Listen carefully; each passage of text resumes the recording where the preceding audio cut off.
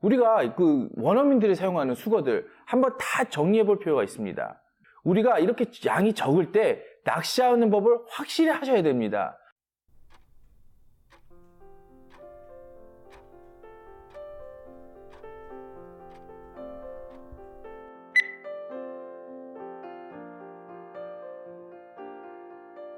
자, 오늘 잡을 수거들은요, 어퍼짓과 니어로 잡을 수 있는 수거들입니다. 자, 앞에서 퀴즈 보셨죠? 퀴즈에서 나온 것처럼 어퍼짓은 pure preposition입니다. 즉 순수 전치사죠. 제가 앞 강의에서 말씀드렸듯이 순수 전치사로 잡을 수 있는 수거는 없습니다. 그렇기 때문에 어퍼짓은 잡을 수거가 없는 거죠. 여기서 중요한 점은 우리가 수거를 잘 알아야 되는 겁니다.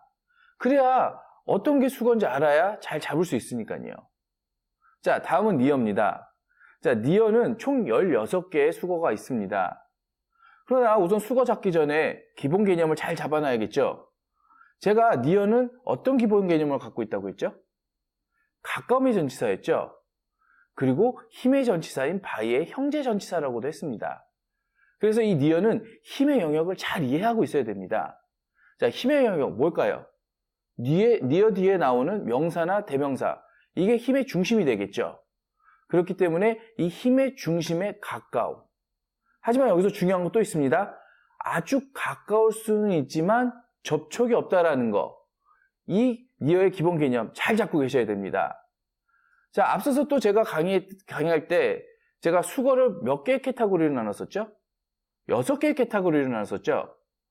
명사 중심, 동사 중심 1, 동사 중심 2, 시간, 관용적 표현, 그리고 부사로 나눴습니다.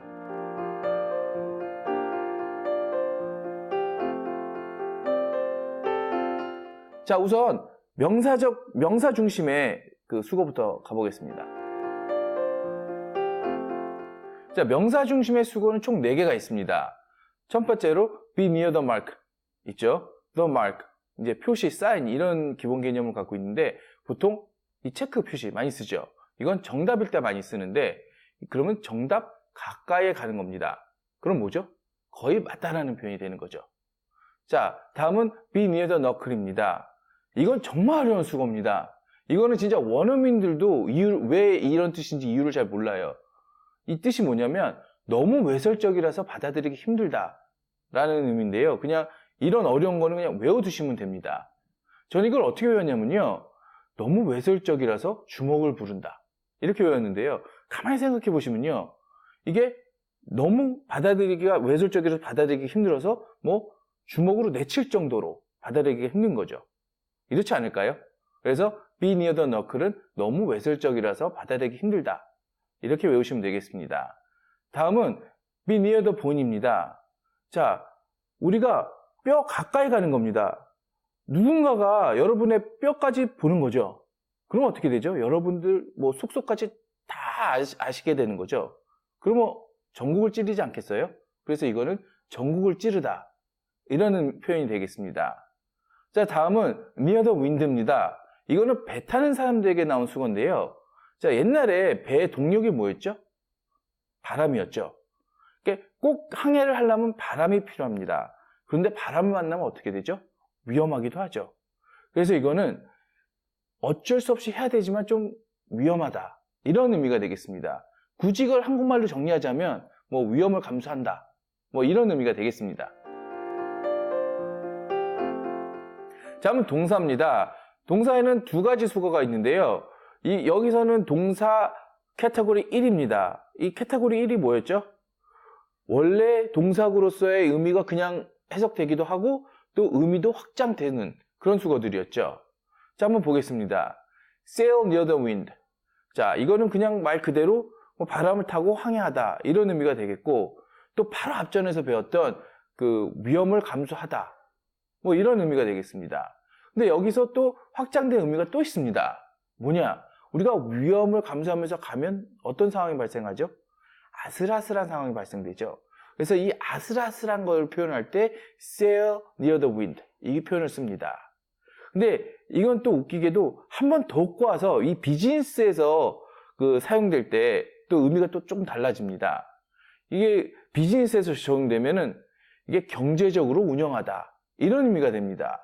근데 잘 생각해 보세요. 왜 이게 경제적으로 운영되다로 이제 의미가 확장됐을까요? 우리가 옛날에 그 동력이 바람밖에 없었잖아요. 그래서 우리가 목적지까지 가려면 바람을 잘 타고 가야지 목적지까지 갈 수 있었겠죠. 사업도 마찬가지입니다. 이게 경제적으로 운영을 해야지 우리가 가고 싶은 방향성으로 나아갈 수 있겠죠. 여기서 바람을 잘 타는 것이 경제적으로 운영되는 이렇게 확장된 겁니다. 이해가시죠?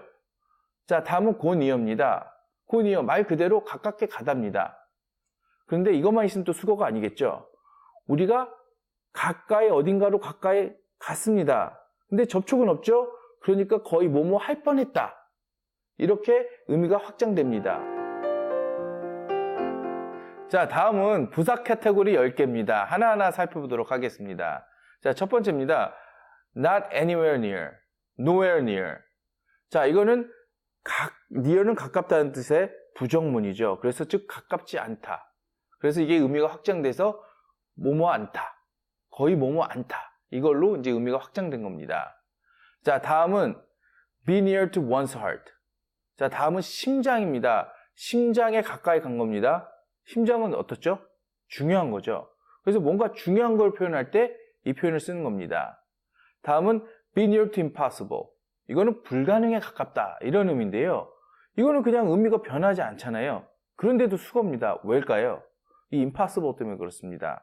보통 뒤에 명사나 대명사가 와야 되죠. 그래서 보통 뭐 the나 뭐 어를 붙여서 그 명사형으로 만들어야 되는데 여긴 그렇게 하지 않았죠. 이게 문법적 오류입니다. 문법적 오류인데 쓸 수 있는 거는 바로 수거기 때문입니다. 그냥 이거를 수거로 외워두시면 됩니다. 뜻은 불가능에 가깝다. 이렇게 외워두시면 되고요. 자, 다음은 so near yet so far입니다. 그러면 가까이 왔다, 멀리 떨어지는 거죠. 그래서 이거는 거의 뭐뭐 할 뻔했다. 이런 의미로 확장된 겁니다. 다음은 far and near, near and far. 이렇게 됩니다. 가까이 왔다, 뭐 멀어졌다. 멀어졌다, 가까이 왔다. 즉, everywhere. 여기저기. 이런 의미로 확장된 겁니다. 다음은 near at hand입니다. near at hand. 손에 가까운 거죠. 그러니까 이게 의미가 확장돼서 손 닿을 만큼 가까워졌다. 이런 의미가 되겠습니다. 자, 다음은 near enough입니다. 자, near는 그 힘의 영역이 있죠. 여기에 충분히 가까이 온 겁니다. 그러니까 충분히 거의 뭐뭐 하다. 이런 의미로 확장된 겁니다. 자, 다음은 draw near to. 이게 원래는 가깝게 끌고 오는 겁니다. 그런데 이게 의미가 확장돼서 이 draw가 move로 이제 확장된 겁니다. 그러니까 우리가 다가갈 수도 있는 거고 다가올 수도 있는 거죠. 자, 오늘 여러분 수거 16마리 다 잡으셨습니다. 이 16개가 전치사 near로 잡을 수 있는 수거 답니다. 그러니까 여러분 밀어두시지 마시고 오늘 다 요리해서 체화하시기 바랍니다. 우리가 이렇게 하는 이유는 두 가지 이유가 있습니다. 첫 번째, 우리가 그 원어민들이 사용하는 수거들 한번 다 정리해 볼 필요가 있습니다. 우리가 다 알아야지 알고 당하는 거랑 모르고 당하는 거랑 큰 차이점이 있습니다. 자, 두 번째, 우리가 이렇게 양이 적을 때 낚시하는 법을 확실히 하셔야 됩니다. 그래야 나중에 우리가 수백, 수천 마리 잡을 때 당황하지 않습니다. 감사합니다.